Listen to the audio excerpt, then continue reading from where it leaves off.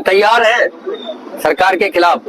अगर इसी तरह चलते रहे तो हम अपने बच्चों को आवाज को दबने नहीं देंगे। कहते कि नहीं, समाज में ऐसे कानून की जरूरत नहीं है, समाज को संगठित करना है, समाज को विखंडित नहीं करना है। इन्होंने इतने बलिदान दिए हैं, उन सबको भुला के इस सरकार ने इतना गलत काम किया है कि जो मुगल काल में भी शायद नहीं हुआ होगा। हमें इसी प्रकार से बांटते रहे तो चूड़ी नहीं पहन रखी है सवर्ण समाज ने कि ना तो किसी को कुछ कह सकते हैं, ना सुन सकते हैं, ना बोल सकते हैं कि हम अपने बच्चों का गला कटवा लेंगे और खंडन ऐसा कर देंगे कि नाम निशान भी मिटा देंगे।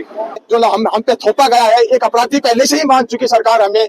भविष्य अंधकार में नजर आ रहा है, समाज में इस कानून को लेकर रोष है। ऐसे तो ये देश के अंदर बंटवारे वाली बात कर रहे हैं। ये इस काले कानून को वापस ले लेंगे तो सरकार अच्छा रहेगा। करें इस एक्ट को इस हालात में बिल्कुल भी लागू ना करें। ये मनमाना, एक तरफा और एक वर्ग को टारगेट करके बनाया हुआ यूजीसी एक्ट है, इसको वापस लिया जाए। धन्यवाद। हाँ, तो कैसे हैं आप लोग? ये जो तस्वीर आप देख रहे हैं ये है रेवाड़ी की, जहां स्वर्ण समाज का गुस्सा सड़कों पर फूट पड़ा। संपूर्ण स्वर्ण समाज संघ और अखिल भारतीय क्षेत्रीय महासभा ट्रस्ट के बैनर तले सैकड़ों लोग महाताब चौक पर एकत्रित हुए और केंद्र सरकार के खिलाफ जमकर नारेबाजी की। प्रदर्शनकारियों ने प्रधानमंत्री के नाम जिला प्रशासन को ज्ञापन सौंपते हुए SC/ST एक्ट और UGC एक्ट को काला कानून करार दिया है। संघ के नेताओं ने साफ शब्दों में कहा कि UGC एक्ट समाज को बांटने की साजिश है, जिसे किसी भी कीमत पर बर्दाश्त नहीं किया जाएगा। प्रदर्शनकारियों ने UGC एक्ट की तुलना मुगल काल और अंग्रेजों के दमनकारी कानून से करते हुए कहा कि यह कानून देश को पीछे धकेलने का काम करेंगे। प्रदर्शन करने आए वक्ताओं ने कहा कि सरकार जातियों में टकराव पैदा कर समाज को तोड़ने की राजनीति कर रही है। स्वर्ण समाज ने चेतावनी तक दे दी कि यदि सरकार ने इन काले कानूनों को वापस नहीं लिया तो आंदोलन और तेज किया जाएगा। आइए सुनते हैं उन्होंने क्या कुछ कहा। तो यही चाहेंगे जिस प्रकार से केंद्र सरकार ने ये काला कानून जो पास कर रहे हैं जनरल कास्ट पे, ये सही नहीं कर रहे। ऐसे तो ये देश के अंदर बंटवारे वाली बात कर रहे हैं। ये बात करते हैं पाकिस्तान की, बात करते हैं चाइना की। अगर हमें इसी प्रकार से बांटते रहे तो चूड़ी नहीं पहन रखी है सवर्ण समाज ने कि हम अपने बच्चों का गला कटवा लेंगे। हम तैयार हैं सरकार के खिलाफ। अगर इसी तरह चलते रहे तो हम अपने बच्चों को आवाज को दबने नहीं देंगे।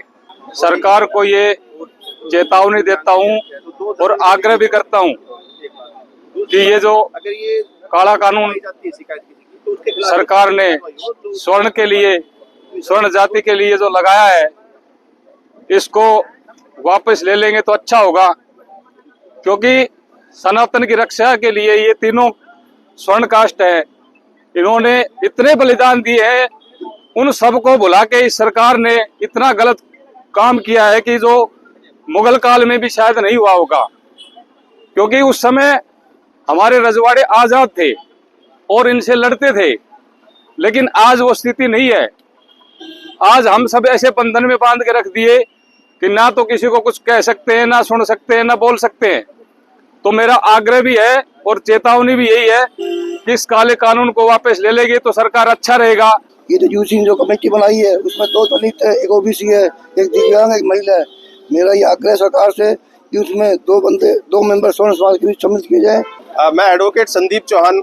आज हम रेवाड़ी का पूरा स्वर्ण समाज यहाँ पे इकट्ठा हुए हैं और जो UGC जो एक काला कानून सरकार लेके आई है एक तरफा, जिससे समाज में जातिवाद को बढ़ावा मिलेगा, ना कि समरसता आएगी, उसके खिलाफ आज हम माननीय प्रधानमंत्री के नाम से ज्ञापन दे रहे हैं। इस कानून के आने से स्वर्ण समाज में ये रोष है, क्योंकि इस कानून में जो प्रोविजन आया है उसमें झूठी शिकायत जो देता है, उस चीज की शिकायत झूठी पाई जाती है, उसके खिलाफ कोई भी कार्रवाई करने का प्रोविजन नहीं है।